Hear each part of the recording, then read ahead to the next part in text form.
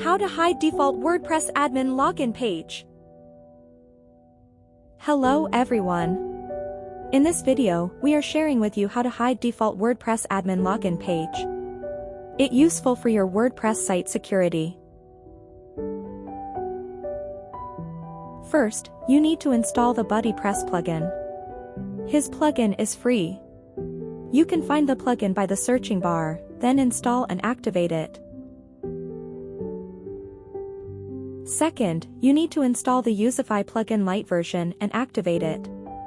This plugin is also free and you can get it from the WordPress plugin directory. Once both plugins are activated, please copy a snippet from our documentation page. You can see and click the URL on the video description below. And then, please go to your FTP or file manager. And go to folder WP content, then folder plugins. Create a new PHP file and name it bp-custom.php. If you already have it, no need to create a new one. Just open it. Paste the copied snippet to the file and save the file. And let's see the result.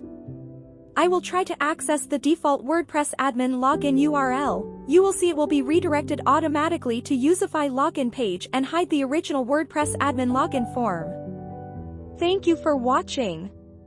And see you in the next video.